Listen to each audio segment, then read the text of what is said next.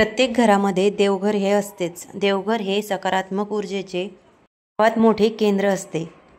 देवघरामध्येच आपण जी काही पूजा अर्चा करतो, पाठ करतो किंवा देवाचे कुठलेही नामस्मरण करत असतो, तर यामुळे आपल्या घरभर सकारात्मक ऊर्जेचा वास होत असतो। आपल्याला माहितीच आहे, प्रत्येक घरात किंवा प्रत्येक कुटुंबात देवारा असणे हे महत्त्वाचेच आहे। त्याप्रमाणेच ज्या घरात देवारा नाही ते घर आध्यात्मिकदृष्ट्या स्मशानात्वत मानले जाते।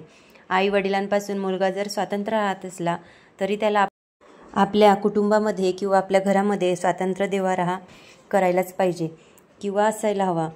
आपण आपल्या देवघरामध्ये जे काही देवी देवता असतात त्यांची पूजा अर्चा करतो, त्यांचे आशीर्वाद आपण प्राप्त करून घेतो। यासोबतच आपल्या देवघरात ज्या काही विशिष्ट गोष्टी असतील तर अशा प्रकारच्या गोष्टीमुळे आपल्या घरात सुख समृद्धी तर राहतच असते, पण यासोबतच माता लक्ष्मीचा कायमस्वरूपी वास्तव्य किंवा निवास आपल्या घरामध्ये राहण्यास मदत होते। नमस्कार, मी अश्विनी, स्वागत आहे तुमचं स्वामी माऊली चॅनलमध्ये। तर आजच्या व्हिडिओमध्ये मी माझ्या देवघरामध्ये किंवा देवघरात ज्या काही गोष्टी आहेत किंवा जे देवी देवता आहेत यांच्याबद्दल तुम्हाला थोडक्यात माहिती सांगणार आहे। तर व्हिडिओ स्किप न करता शेवटपर्यंत नक्की बघा।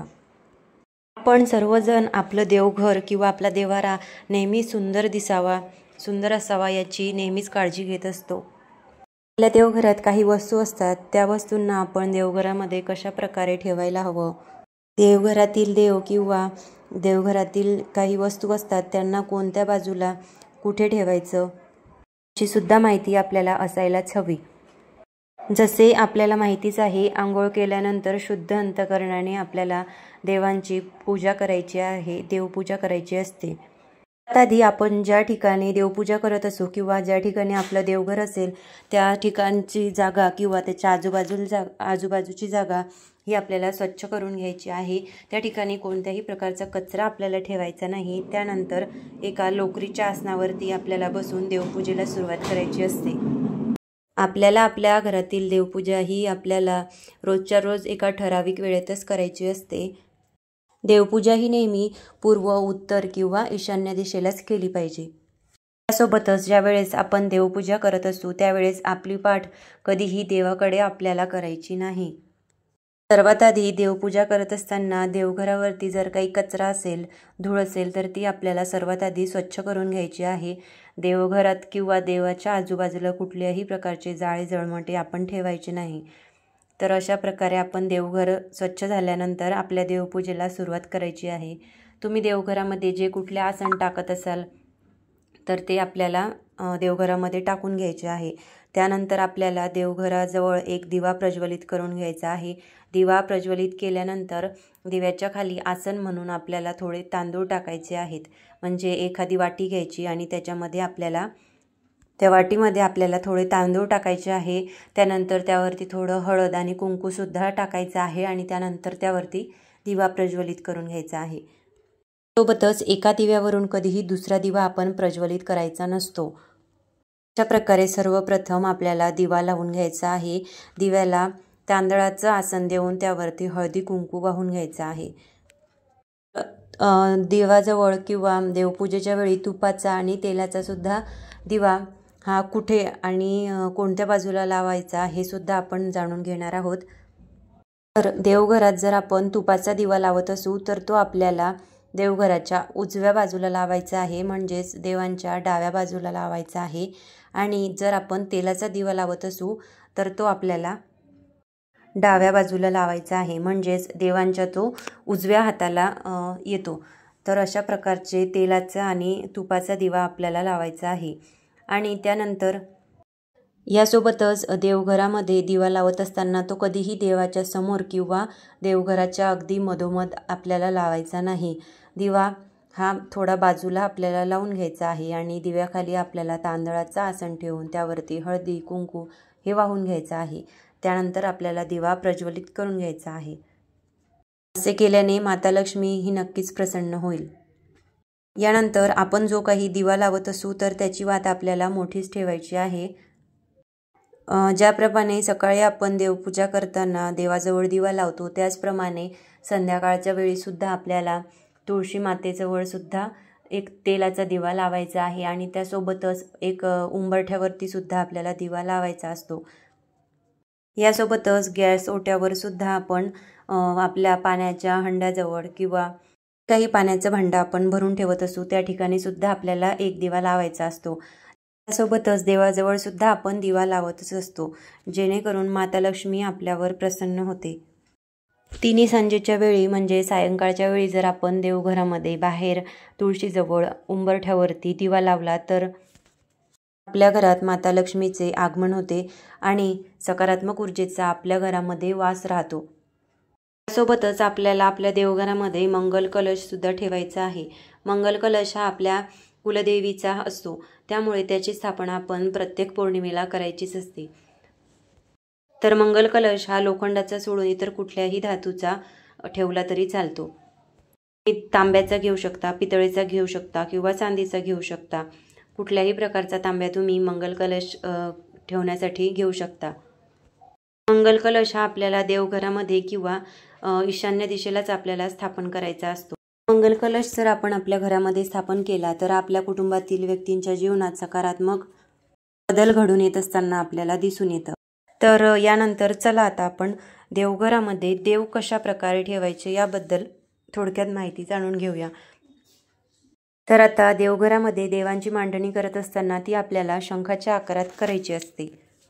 तर तुम्ही इथे बघू शकता पूजा करत असताना किंवा पूजा करणाऱ्या व्यक्तीच्या समोर शंखूच्या टोकावरती म्हणजेच मध्यभागी आपल्याला गणपती बाप्पांची मूर्ती ठेवायची आहे.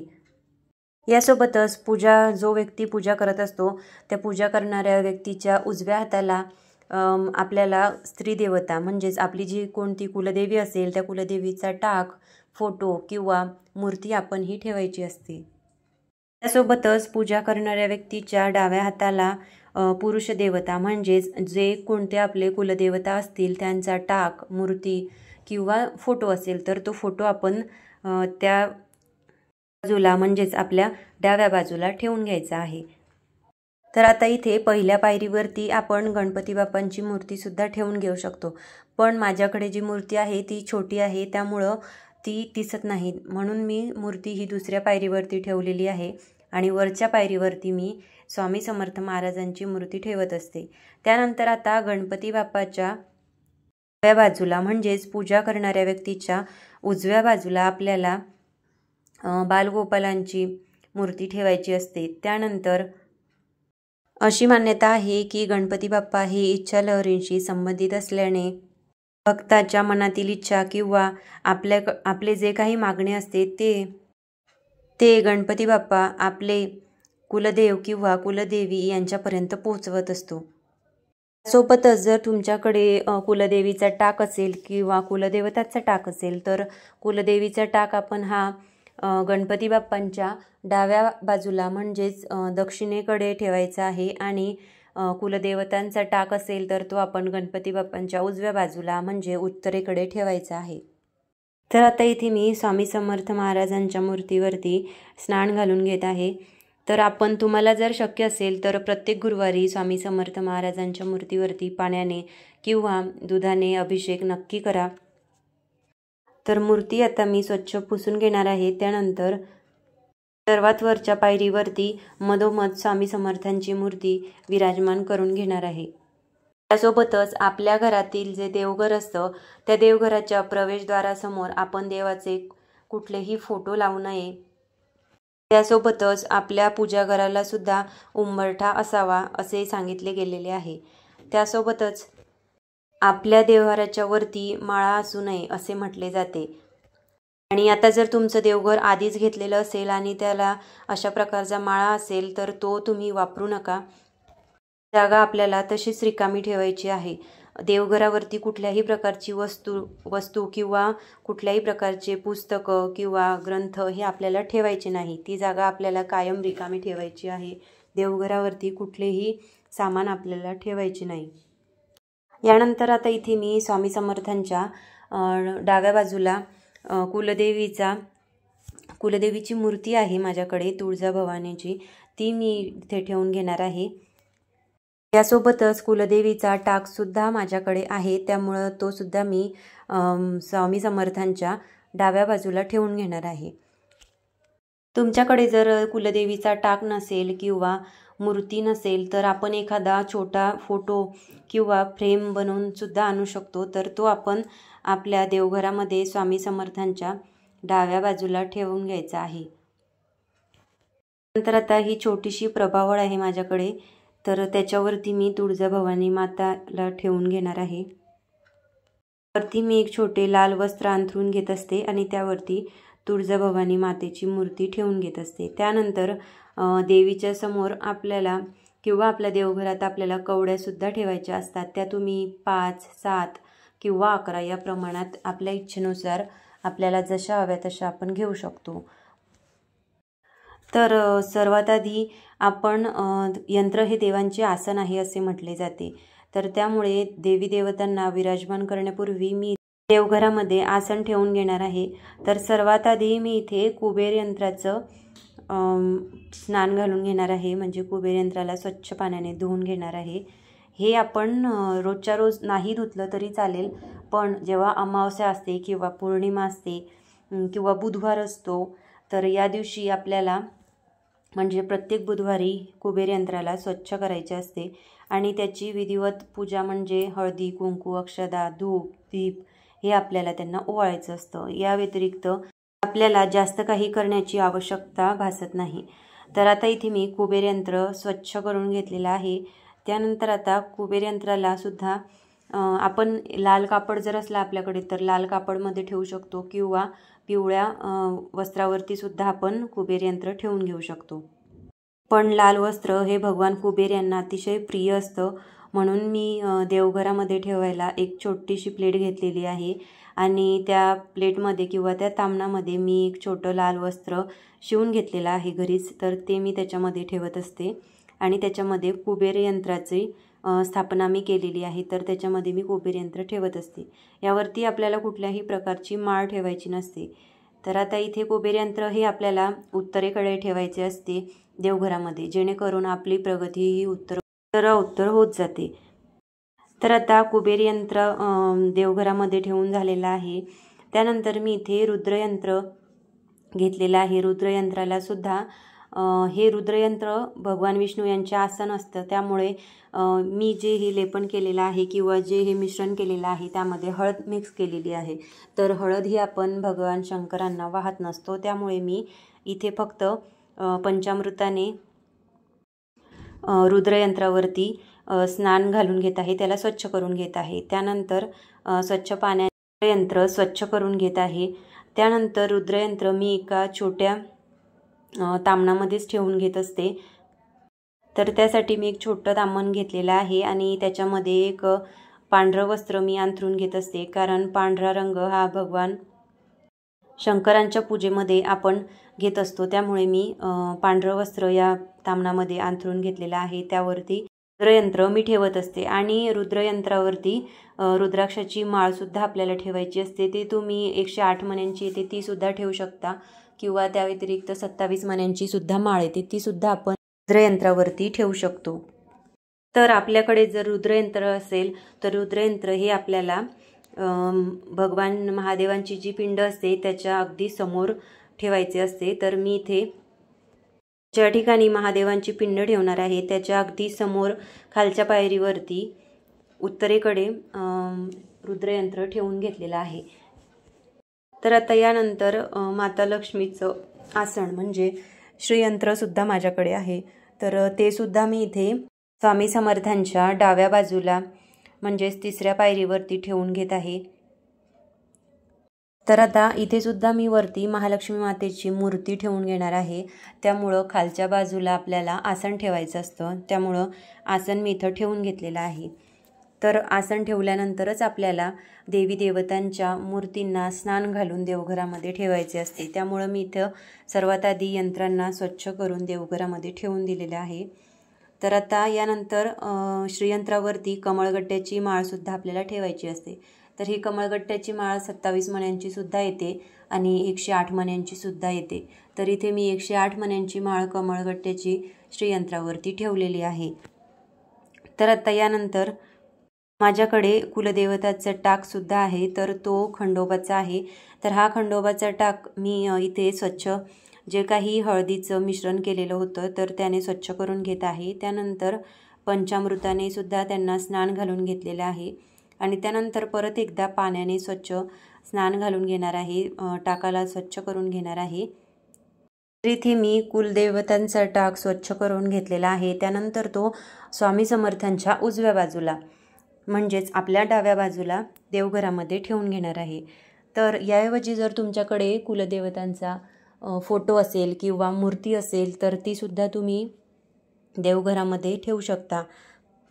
आता देवपूजा करत असताना आपल्याला एक गोष्ट लक्षात ठेवायची आहे की बरेच जण असं करतात, एकच ताम्हण घेतात आणि त्यामध्ये सर्व देव ठेवून एकदाच ठेवतात आणि त्यावरती एकदाच पाण्याने स्नान घालून घेतात आणि नंतर स्वच्छ पुसून देवघरामध्ये ठेवतात. तर आपल्याला असं न करता एका ताम्हणामध्ये एकाच देवतांची मूर्ती आपल्याला स्वच्छ करून घ्यायची आहे, म्हणजे त्यांना स्नान घालून घ्यायचं आहे. त्यानंतर त्यांना स्वच्छ पुसून देवघरामध्ये ठेवायचं आहे आणि त्यानंतर ते पाणी आपल्याला एखादं गंगाळ असेल किंवा छोटंसं भांडं असेल पितळेचं, तांब्याचं, तर त्याच्यामध्ये आपल्याला ते पाणी एकत्र करायचं आहे. तर त्यानंतर परत ते पाणी आपल्याला त्या गंगाळामध्ये टाकून द्यायचं आहे आणि त्यानंतर परत दुसऱ्या देवतांना ताम्हणामध्ये आंघोळ घालून घ्यायची आहे, त्यांचे स्नान करून घ्यायचे आहे. खंडोबाच्या टाकावरती स्वच्छ पाण्याने स्नान करून झालेले आहे. त्यानंतर आता हे माझ्याकडे देवीचा टाक आहे, तर या टाकावरती सुद्धा मी स्वच्छ पाण्याने स्नान घालून घेतलेले आहे, पंचामृताने सुद्धा स्नान घालून घेतलेले आहे. त्यानंतर याला मी असं छोटंसं वस्त्र शिवून घेतलेलं आहे.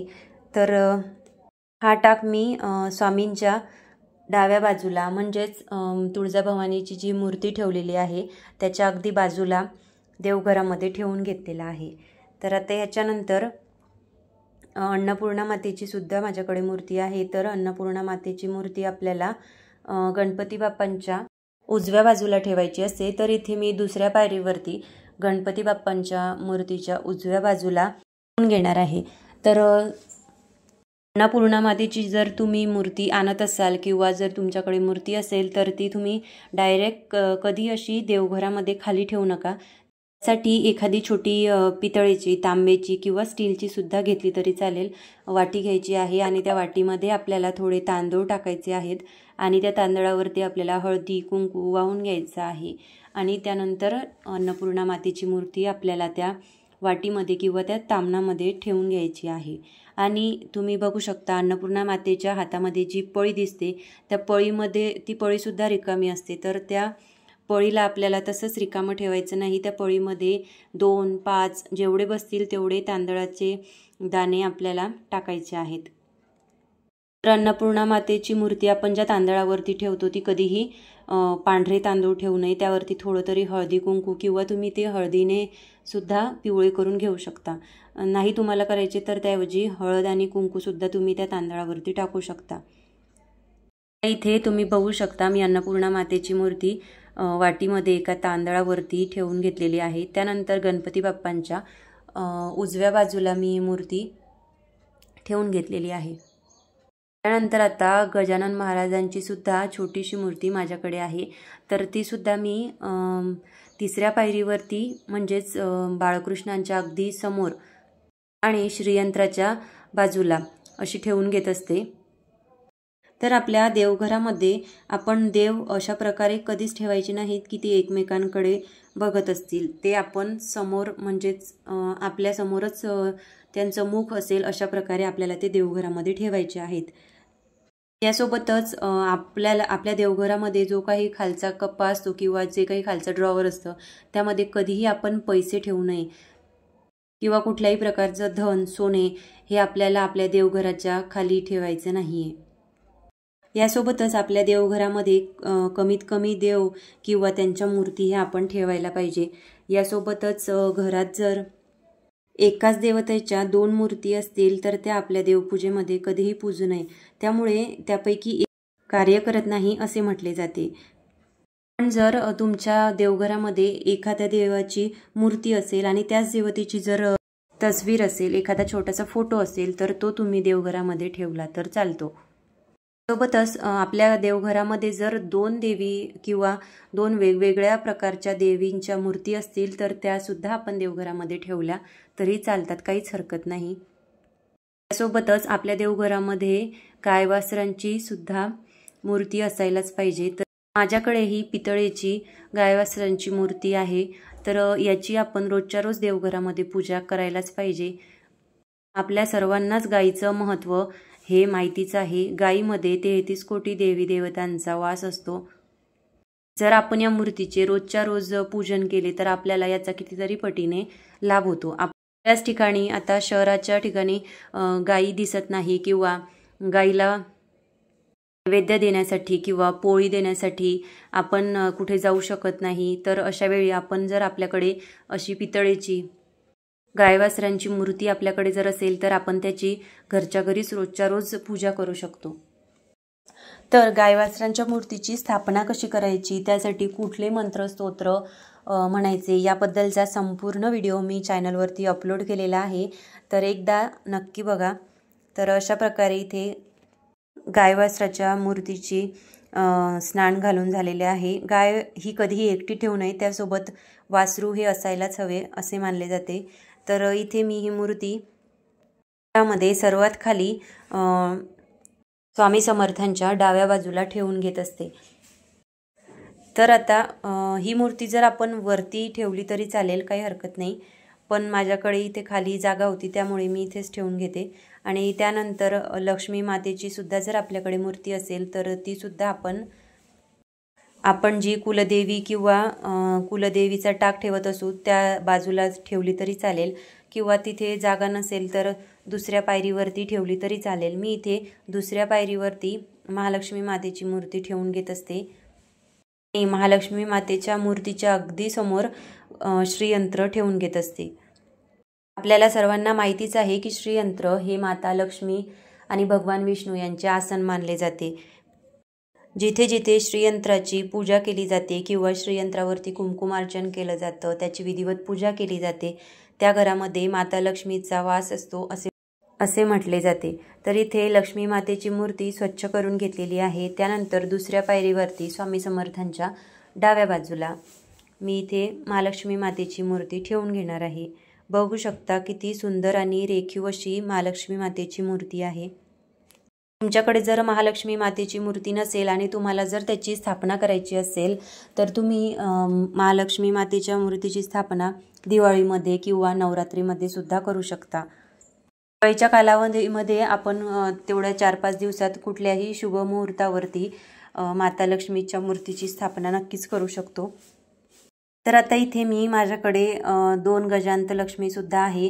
तर त्याचीसुद्धा आपण देवघरामध्ये नियमित आणि विधिवत पूजा करणे अत्यंत आवश्यक असे मानले जाते. इथे मी गजांत लक्ष्मीसुद्धा एका छोट्या तामणामध्ये घेतलेली आहे. त्यानंतर याच्यावरती पंचामृताने अभिषेक करून घेणार आहे आणि त्यानंतर परत एकदा स्वच्छ पाण्याने त्या स्वच्छ करून घेणार आहे.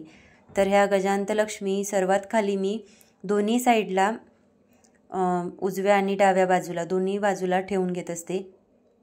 त्याच्या आपल्या बैठक खोलीमध्ये सुद्धा गजांत लक्ष्मी ही ठेवत असतात.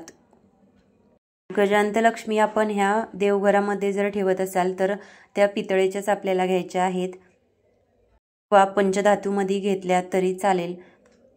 तर इथे गजांत लक्ष्मीला सुद्धा स्वच्छ करून घेत आहे आणि त्यानंतर त्यांना स्वच्छ वस्त्राने पुसून घेणार आहे आणि दोन्ही साईडला उजव्या आणि डाव्या बाजूला समोर ठेवून घेणार आहे. गजांत लक्ष्मी घेताना आपल्याला लक्ष द्यायचं आहे की त्यांची सोंड ही नेहमी वरच्या दिशेला असायला हवी आणि त्या कधीही स्थिर अवस्थेत आपण घ्यायच्या नाही.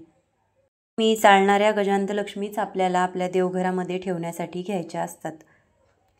गजांत लक्ष्मीची सुद्धा जर तुम्हाला स्थापना करायची असेल तर तुम्ही दिवाळीच्या कालावधीमध्ये धनत्रयोदशीच्या दिवशी केली तर अतिशय उत्तम. धनत्रयोदशीच्या दिवशी तुम्ही किंवा दिवाळीच्या दिवशी ज्या वेळेस तुम्हाला वेळ मिळेल त्यावेळेस तुम्ही गजांत लक्ष्मीची स्थापना आपल्या देवघरामध्ये करू शकता. तर इथे मी माझ्याकडे छोटा कासवसुद्धा आहे. तो मी एका छोट्या तामणामध्ये ठेवत असते. कासव ठेवत असताना त्याच्या खाली म्हणजे खालच्या बाजूला जर यंत्र असेल म्हणजे खालच्या बाजूला चिन्ह असतात तर असा कासव आपण नेहमी तांदळामध्येच ठेवायला हवा, किंवा जर कासवाच्या खाली चिन्ह वगैरे नसतील तर तसा कासव तुम्ही डायरेक्ट पाण्यामध्ये ठेवला तरी चालेल, पण चिन्ह असलेला कासव हा नेहमी आपण तांदळामध्येच ठेवायचा असतो. तर इथे मी छोटंसं तामण घेतलेलं आहे. या तामणामध्ये मी थोडे तांदूळ टाकून घेतलेले आहेत आणि हे तांदूळ आपण पिवळेसुद्धा करून घेऊ शकतो हळदीने, किंवा नाही केले तरी चालेल, पण आपल्याला तसेच पांढरे तांदूळ ठेवायचे नसतात. त्यामुळं त्याच्यावरती हळदी कुंकू आपल्याला वाहायचे आहे आणि त्यानंतर त्यावरती कासव ठेवायचा असतो. तर कासवसुद्धा मी इथं सर्वात खाली इथे खाली स्वामींच्या डाव्या बाजूला ठेवून घेतलेला आहे. तर घंटासुद्धा मी इथे स्वच्छ पंचामृताने धुवून घेणार आहे. त्यानंतर स्वच्छ पाण्याने सुद्धा एकदा धुवून घेणार आहे आणि त्यानंतर कापडाने स्वच्छ पुसून ती जी माझ्याकडे गायवासराची मूर्ती आहे त्याच्याच बाजूला ठेवून घेणार आहे. सर्वात महत्त्वाचं म्हणजे ज्यावेळेस आपण आपल्या देवघरात ठेवायला जर एखादी नवीन मूर्ती घेत असू तर आपल्याला हे लक्षात ठेवायचे आहे की ती मूर्ती आपल्याला 3 इंचापेक्षा जास्त घ्यायची नाही. 3 इंचापेक्षा जर जास्त मूर्ती आपल्या देवघरात आधीच असेल तर ती मूर्ती आपण विसर्जन करायची असते आणि त्यानंतर दुसरी 3 इंचाच्या आतमधील किंवा 3 इंचाची मूर्ती आपण देवघरामध्ये ठेवू शकतो. यासोबतच आपल्या देवघरातील जे देव असतात ते कधीही छिद्र पडलेले किंवा चीर गेलेले किंवा पाण्यात टाकल्यावर जर त्याला बुडबुडे येत असेल तर असे देव आपण देवघरामध्ये ठेवायचे नाही. त्या मूर्तीचे आपल्याला विसर्जन करायचे असते आणि नवीन मूर्ती आपण देवघरामध्ये स्थापन करायची असते. तर आता इथे मी स्वामींच्या ज्या पादुका आहेत माझ्याकडे, तर त्या मी इथे स्वामींच्या अगदी समोर म्हणजेच मधोमध ठेवून घेत असते. तर माझ्याकडे ह्या ज्या स्वामींच्या पादुका आहेत त्या मी शेगाववरून घेतलेल्या आहेत, त्यासुद्धा केंद्रातूनच घेतलेल्या आहेत. तर ह्या पादुका ज्या आहेत त्या लाकडी आहेत. याऐवजी जर तुमच्याकडे चांदीच्या किंवा तांब्याच्या पादुका असतील तर त्या तुम्ही पाण्याने स्वच्छ करू शकता किंवा पाण्याने त्यावरती तुम्ही अभिषेक घालू शकता. पण माझ्याकडे ज्या पादुका आहेत त्या लाकडी असल्यामुळे मी त्यावरती डायरेक्ट पाण्याने अभिषेक नाही करू शकत, म्हणून मी त्यावरती फुलाच्या सहाय्याने थोडे थोडे पाणी शिंपडत अभिषेक करत असते. तर हा अभिषेक आपण प्रत्येक एकादशीला स्वामींच्या पादुकांवरती करायचा असतो. स्वामींच्या पादुकांवरती मी फक्त अष्टगंध, चंदन किंवा स्वामींना प्रिय असणारं हिनात्तर हेच लावत असते आणि त्या व्यतिरिक्त आपल्याला ह्या पादुका लाकडी असतात त्यामुळे त्यांना काहीच लावायचं नाही. आणि यानंतर माझ्याकडं हा दक्षिणावर्ती शंख आहे.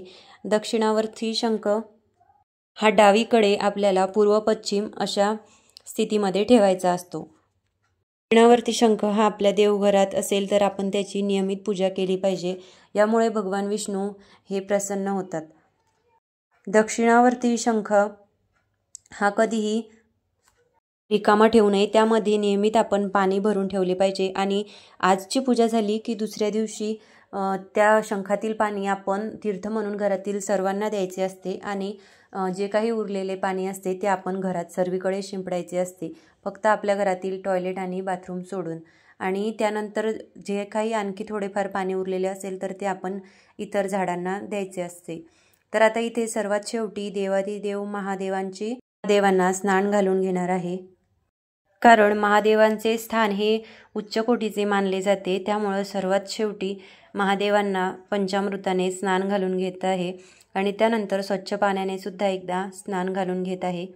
आणि त्यानंतर महादेवांची पिंड ही देवघरामध्ये अन्नपूर्णा मातेच्या उजव्या बाजूला ठेवायचं असते. तर आपल्या देवघरामध्ये जर कुठल्याही प्रकारचे देवतांचे आसन असेल, म्हणजे जर यंत्र असतील, कुबेर यंत्र, श्रीयंत्र, रुद्रयंत्र, तर ते आपण कधीही उभे मांडू नये. देवघरात आसन हे नेहमी जमिनीशी समांतर असे आपल्याला देवघरामध्ये ठेवायचे असते. त्याचप्रमाणे देवघरामध्ये देवांच्या उजव्या बाजूला आणि आपल्या डाव्या बाजूला आपल्याला घंटा ठेवायची असते आणि देवांच्या डाव्या बाजूला आणि आपल्या उजव्या बाजूला आपल्याला शंख ठेवायचा असतो. त्यासोबतच आपल्याला आपल्या देवघरामध्ये देवतांच्या कमीत कमी मूर्ती ठेवायच्या असतात. एकाच देवाच्या 2 किंवा त्यापेक्षा जास्त मूर्ती आपल्याला देवघरामध्ये ठेवायच्या नसतात. यासोबतच दत्तक गेलेल्या घराण्याचे अगर बुडीत घराण्याचे देव आपल्या देवाऱ्यात आपण पूजू नये. ते सर्वच विधिवत आपण विसर्जन करून नवीन देव आपल्या देवघरामध्ये आणावेत. सोन्याचे देव जरी असतील तरी आपल्याला त्यांचे विसर्जन करायचे आहे. त्यासोबतच देवघरामध्ये आपण भगवान शंकरांची मूर्ती किंवा फोटो यांची सुद्धा पूजा करू नये. घराचे वातावरण स्मशानात्वत होते असे मानले जाते. कारण भगवान शंकरांचे सगुण रूप स्मशानातच तांडव नृत्य स्वरूपात मानले जाते.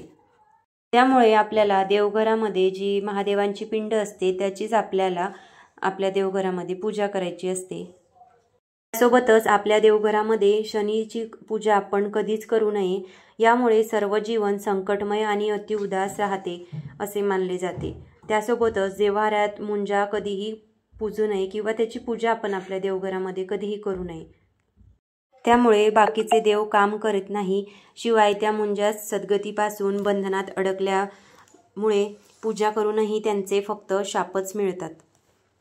त्याचप्रमाणे आपल्या देवाऱ्यामध्ये गायत्री मातेची पूजा ही आपण करू नये. कारण गायत्री मातेचे स्वरूप पराकोटीचे पवित्र आहे. शिवाशिव पाळणे हे अति कडक असते. विटाळाशी स्त्रीची छाया देखील त्यावर पडलेली चालत नाही. त्यासोबतच देवघरात कालभैरवांची देखील पूजा निषिद्ध मानली जाते. तो यम असून स्वभाव अतिउग्र व कडक आहे. यासोबत देवघरात म्हसोबा सुद्धा पूजू नये. त्यामुळे कुलदेवीची कृपाछत्र कुटुंबावरती राहत नाही. गुरु व शिष्य यांची एकाच वेळी पूजा करू नये. शिष्यांचा कोप होतो. भगवान श्री स्वामी समर्थ हे परब्रह्म व जगद्गुरू म्हणून पूजिले जातात.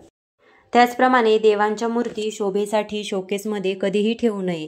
ते देव त्या कुटुंबाचीच शोभा करतात असे मानले जाते. तर अशा प्रकारची देवांची मांडणी मी देवघरामध्ये रोजच्या रोज करत असते. आपल्या देवघरात देवपूजेमध्ये आपण रोजच्या रोज फुलं देवांना अर्पण करत असतो. हे चांगलेच आहे. पण बऱ्याच ठिकाणी देवांना अर्पण केलेली फुले हे मंदिराच्या कोपऱ्यात किंवा देवघराच्या बाजूला ठेवतात. तर ही चांगली गोष्ट नाही. तर वास्तुशास्त्रानुसार असे केल्याने आपल्या घरात नकारात्मक ऊर्जेचा वास होतो असे म्हटले जाते.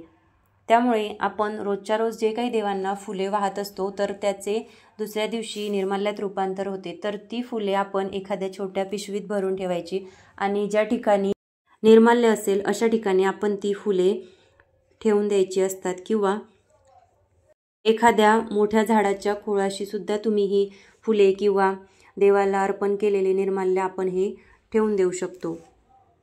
तर अशा प्रकारची साध्या पद्धतीने रोजच्या रोज आपण देवपूजा करायची असते. तर आता इथे माझी देवपूजा करून झालेली आहे. त्यानंतर आपल्याला रोज देवांना गंध आणि हळदी कुंकू लावायचं असतं. तर जे काही आपल्या देवघरामध्ये पुरुष देवता असतील त्यांना आपल्याला अष्टगंध किंवा चंदन लावायचं असतं. आणि जे काही आपल्या देवघरामध्ये स्त्री देवता असतील तर त्यांना आपल्याला हळदी कुंकू हे लावायचं असतं. इथे मी सर्वात आधी सर्व पुरुष देवतांना अष्टगंध आणि त्यानंतर सर्व स्त्री देवतांना हळदी आणि कुंकू लावून घेणार आहे. आणि त्यानंतर आपल्याला आपली सर्व पूजा झाल्यानंतर आरतीसुद्धा करायची असते. तर आपल्या नित्यसेवेच्या पुस्तकामध्ये सर्व प्रकारच्या आरत्या, मंत्र, स्तोत्र हे दिलेले आहेत. तर आपण सकाळची भूपाळी आरतीसुद्धा करू शकता किंवा 10:30ची सुद्धा आरती करू शकता. मला रोजच्या रोज भूपाळी आरती करणं शक्य होत नाही. पण मी 10:30ची आरती ही सकाळची नक्की करत असते. आणि त्यानंतर संध्याकाळी 6:30ची सुद्धा आरती आपल्याला जर जमत असेल तर आपण नक्की करावी. तर इथे आपण आरती करत असताना एकच फुलवात कधीही घेऊ नये.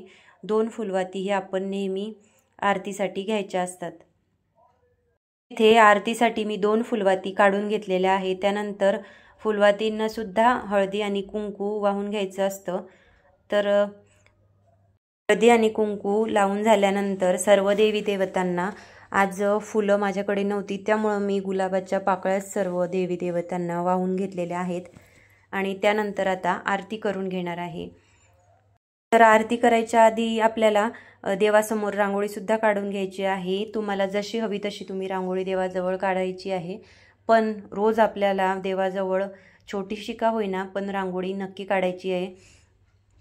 त्यानंतर तुम्ही जर कलरच्या रांगोळीचा वापर करत असाल तर कलरच्या करायचा. पांढऱ्या रांगोळीने जर तुम्ही रांगोळी काढत असाल तर ती फक्त तशीच पांढरी रांगोळी आपल्याला काढायची नाही, त्यावरती थोडं हळदी आणि कुंकू आपल्याला वाहायचं आहे. यासोबतच अक्षतासुद्धा आपल्याला वाहायच्या आहेत आणि कलरची रांगोळी जरी आपण काढली तरी त्यावरती सुद्धा हळदी, कुंकू आणि अक्षता आपल्याला वाहायच्या असतात. तर इथे मी रांगोळी काढून घेतलेली आहे आणि त्यावरती हळदी, कुंकू वाहून घेणार आहे. त्यानंतर आरतीसुद्धा करायची आहे आणि आपण जो काही नैवेद्य, जो काही स्वयंपाक केलेला असतो तो आपल्याला, तुम्ही अगदी साधी भाजी पोळी केली तरी तो देखील आपण स्वामी नैवेद्य म्हणून सकाळी आणि संध्याकाळी दाखवायचा आहे. आपण जर रोजच्या रोज देवांना नैवेद्य दाखवला तर आपल्याला आपल्या जीवनामध्ये अन्नाची कमी कधीही भासत नाही. त्यानंतर आता इथे रांगोळी काढून झालेली आहे आणि आरतीसुद्धा करून घेणार आहे. त्याचप्रमाणे आपल्याला देवांना धूप, दीप आणि अगरबत्तीसुद्धा ओवाळून घ्यायची आहे. भगवान श्री स्वामी समर्थ महाराज हे पूर्ण ब्रह्म परमात्मा अवतार असून त्यांची पूजा, अभिषेक व नैवेद्य तसेच जप, तप, ध्यान, सेवा किंवा समर्थांना जर आपल्याला प्रिय अशा विषयाचे चिंतन, मनन किंवा आचरण जर आपण केले, प्रार्थना केली, स्वामींचा जय जयकार केला तर इत्यादी अनंत प्रकाराने समर्थांची भक्ती आपल्याला करता येते. तर अशा प्रकारची रोजच्या रोज साधी सोपी देवपूजा मी करत असते. तुम्ही देवपूजा करत असताना कोणत्या गोष्टीची काळजी घेता किंवा तुम्हाला जर देवघराविषयी काहीतरी नवीन माहिती असेल तर मला सुद्धा कमेंट बॉक्समध्ये नक्की सांगा. तर अशा प्रकारे रोजच्या रोज देवांची देवघरामध्ये साधी सोपी मांडणी आपण करायची असते. तर कसा वाटला तुम्हाला आजचा हा व्हिडिओ हे मला कमेंट करून नक्की सांगा. आणि जर तुम्हाला आजचा हा व्हिडिओ आवडला असेल तर चॅनलला लाईक, शेअर आणि सबस्क्राईब नक्की करा. पुन्हा भेटूया परत एका नवीन माहितीसोबत. तोपर्यंत श्री स्वामी समर्थ.